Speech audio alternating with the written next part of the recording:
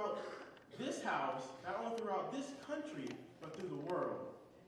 Dr. Martin Luther King Sr., the father of Dr. Martin Luther King Jr. Because we always seem to overlook the fact that Dr. Martin Luther King Jr. was raised. We always seem to overlook the fact that his father was there for him. That's where he learned everything. That's where he got the foundation in God. And that's how he was able to do things that he was able to do. Dr. Martin Luther King Sr. was born in Stockbridge, Georgia. He was born in humble beginnings. He was born in 1897, 1 year after Plessy versus Ferguson, which was a Supreme Court decision which allowed segregation to take hold in the United States of America. A time where as long as it seemed equal, seemed, not was, seemed equal, it was all right. As long as we were separated, as long as it seemed equal, it was all right. African Americans all over the country had to deal with this at that time. To a man born right after this court decision, a boy born, I should say, at that time, his name back then was Michael King. Back then. He changed it. Don't get confused when I say Michael, all right? Now let me tell you something.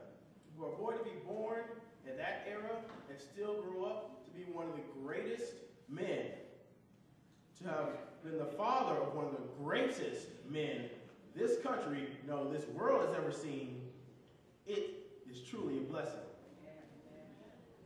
Young Michael King was one of many who had to suffer throughout this time.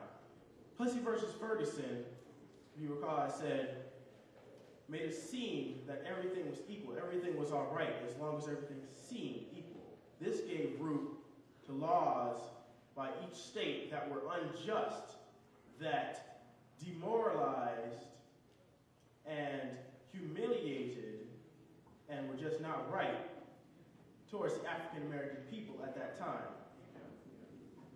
He couldn't escape it either. He had to go straight through it. And only through God was he able to do so. Because he went to church every Sunday. It's important that we take note that he went to church every Sunday because he couldn't do it without God. You see, the thing about Michael King was he was strong enough to believe in God and strong enough to grow up in that atmosphere. Back then, lynching in the South was very popular, and I'm sure many of us know.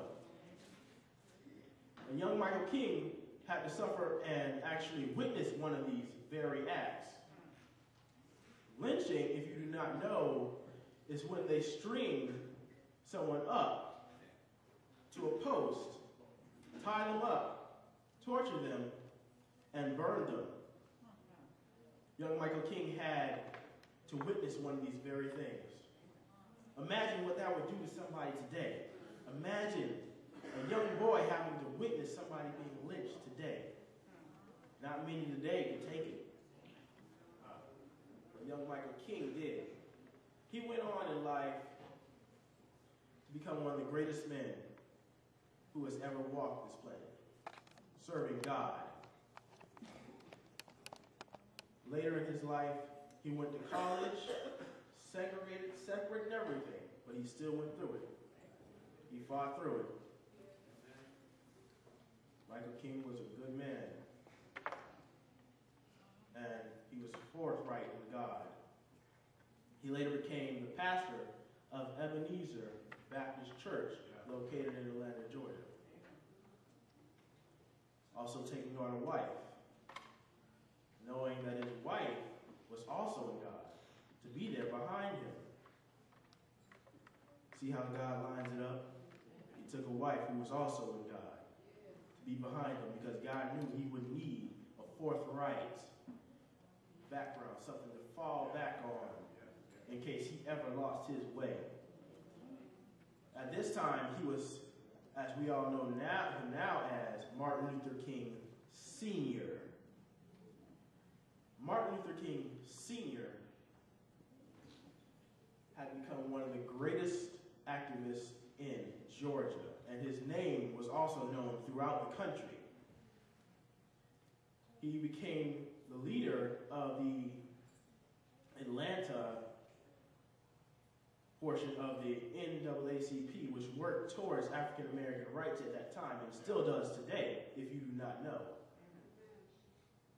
He also staged many speeches speak out against segregation and racial injustices throughout all of Georgia, not just Atlanta.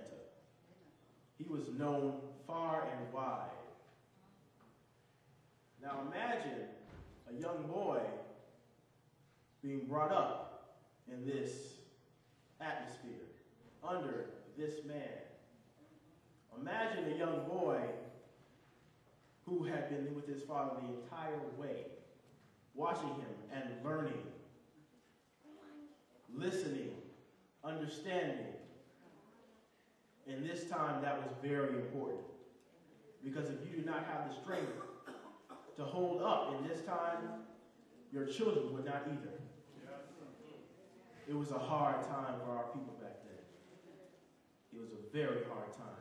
But Martin Luther King Sr. stood up and still stood against the injustices of that time. And only through the grace of God could he have done that. Don't act like you don't know how good God has been. Because I know you've all had to fall back on God sometimes. Let me tell you something. Martin Luther King Sr. is all right with me. He raised one of the greatest men who is still revered today as one of the greatest African American men to have ever walked the planet. Martin Luther King Sr. was in the streets. He was in the church preaching every day. He did not just talk against racial segregation. He did not just talk against racial discrimination or injustices. Whenever he talked, he spoke of God. He spoke the truth of God. And he gained respect, not only from the African Americans of that time, but even from white people at that time. He was a good man and deserves respect. He does not deserve to be forgotten. So when you think of Dr. Martin Luther King Jr., remember, he also had a father. Remember what his father had to go through to give his son such hope. I have a quote here from Martin Luther King Jr. speaking on his father.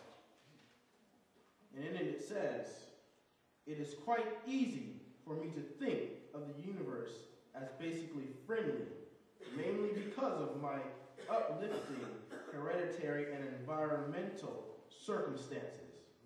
It is quite easy for me to lean more towards optimism than pessimism about human nature, mainly because of my childhood experiences." Think about how hard it was for Martin Luther King Sr. to give a boy that type of hope that it would stay there his entire life. Think about how hard that must have been, especially at that time, for an African American father to be able to give his son that much hope for the future. Think about how strong he must have been in God for Martin Luther King Jr. to also have taken on that same role and improve upon it.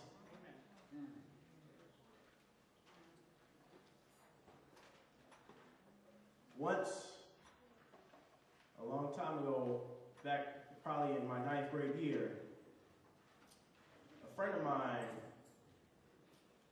who I respect to this day and still keep in contact with because they moved away, was told was questioned about his belief in God. because I had never seen somebody worship God in a classroom before, because today it seems to be taboo for some reason. I don't know why. But that day, he was questioned about his belief in God and how he could worship in class by one of my other friends. He said, because I am a good son. How many people have ever heard someone say that? Because I am a good son. Think about what his upbringing must have been like for him to be that steadfast in God. God is always